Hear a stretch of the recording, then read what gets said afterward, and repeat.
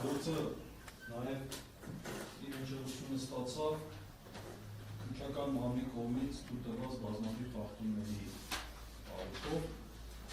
ինչպես հիշում եք, բազմաթիվ քահանաներ դերման ենթարկվեցին փաստացի և որպես վկա սկսեցին հարձակվելու, ընդ որում նրանց մոտ փաստաբանների մուտքը ոչնդոտվում էր, ինչպես նաև մկրտիչ սրբազանի փաստացի ձերբակալելով հանդերձ, նաև գտնվելու վայրի մասին ձերբակալման փաստի մասին չէին տեղեկացնում։ Մենք 17:00-ի կողմերը նոր առողջան ժամը 9-ից այդ գործընթացը սկսել է, մենք 17:00-ի կողմերը նոր իմացել ենք այն էլ մարդու իրավունքների պաշտպանի վերահսկողից։ Եվ այդ առիթով նաև հանցագործության մասին հաղորդում է ներկայացվել, առաջինացանի դատանը պարտավորեցրել է քրեական վարույթ նախաձեռնել այս եւ բնականացնել եւ փաստաբանի գործունեությանը հրաժարեցնել ոչնդոտելու փաստի առիթով։ Ինչու եմ սա ասում։ Տեսեք, մենք նաև հանրային ԶԼՄ-ներից տեղեկացվել ենք, որ քահանաները հարձակվել են պատվիրատու դատարան, ավելի դերանոցի ավերեսումներ ուժողների եւ քահանաների միջեւ եւ դրանք վերաբերել են ամենայն հավանականությամբ վերաբերել են այն մեղադրանքի ծավալի, որը հիմա վերագրվում է մեր վստահությունին, հավաքներին մասնակցելուն և ընտրության կամքի ոչնդոտելուն։ Ուստի պատվիրատու դատարան, եթե դատարանը մտահոգություն է ամբողջ քրեական վարույթի ինտերեսներ պահանջելու տեսակետից, մենք միջնորդում ենք պահանջել այս գործի նյութերից քահանաների հարցաքննությունների արձանագրությունները և տեսանյութերը, այլ արագածոպի թեմի քահանաների հարցաքննությունների արձանագրությունները, առերեսումների հարցաքննությունների արձանագրությունները, որոնք եղել են ուժողների քահանա և ուժող, և որոնց մեջ կա որևէ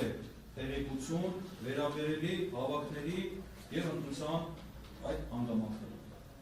Այստեղ արդեն մենք չենք մտնի ուրիշ տիրույթ և մենք խոսում ենք հենց մեզ վերաբերել ապացույցների մասին։ Պատվիրատու դատարան մեղադրող կողմը, մենք ասում ենք մեղադրող կողմ, բայց դա չի նշանակում, որ պետք է օբյեկտիվությունից զրկված լինի։ Այսինքն նրանք չպետք է օրինակ մեղադրյալի օգտին առկա հանգամանքներին, այսպես ասեմ, անուշադրությամբ վերաբերել։ Ու ինչ է ստացվում։ Իրենք հարցաքննել են, քննիչները հարցաքննել են քահանաներին, առերեսումներ են արել ուժողների հետ, որովհետև մամուլը լուսաբանում է, որ հիմա հարցաքննությունը առերեսում է, մամուլը դրա մասին աշխատեց լուսաբանում է։ Եվ հիմա այդ արձանագրությունները գործում չկա։ Պարզ է, որ քահանաների, մենք այստեղ նյութերից տեսնում ենք, որ եղել է ժողով, քահանաների ժողով, եւ քահանաների ժողովի ժամանակ է իբրև մեր վստահորեն ինչ-որ բան ասել, արտահայտություն ասել։ Եվ պարզ է, չէ, քահանաների ժողովի ժամանակ քահանաներ են ներկա եղել։ Պարզ է, չէ, որ առերեսումներ եղել, նշանակում է նրանց ցուցմունքների միջև հակասություն է եղել։ Հիմա պատկերացրեք, այդ ցուցմունքների չկա, ես այստեղ չեմ ուզում կասկածի դակ դնեմ մեղադրողի կողմի դիտավորյալ որոշ բաներ, դա առանձին, այսպես ասած, վեպի նյութ է, բայց այն որ այդ ապացույցները մեր վստահողքի օգտին են եւ այդ ապացույցները դիտավորել այս վարույթում չեն գտնվում, դա փաստ է։ Եվ բնականաբար մենք նաեւ մեր պաշտպանության իրավունքից ելնելով դատարանին միջնորդում ենք հենց այդ ապացույցները պատվիրատու դատարան պահանջել եւ գործի նյութերով հետազոտենք եւ դուք ինքներդ համոզվեք եւ մենք էլ համոզվենք, որ այդ ապացույցներում խոսքը գնում է հենց այս հանգամանքների մասին։ Այո, մենք կարող ենք միջնորդել քահանաներին հրավիրել որպես վկա հարցաքննել, բայց պատվիրատու դատարանը նաեւ դրանք են ապացույցները։ Պետությունը ռեսուրս է ծախսել, քննիչի դատախազին աշխատավարձ տալով նա ժամանակ օգտագործելով այդ մարդկանց կանչել են հարցաքննել են, որ ինչի համար հարցաքննել։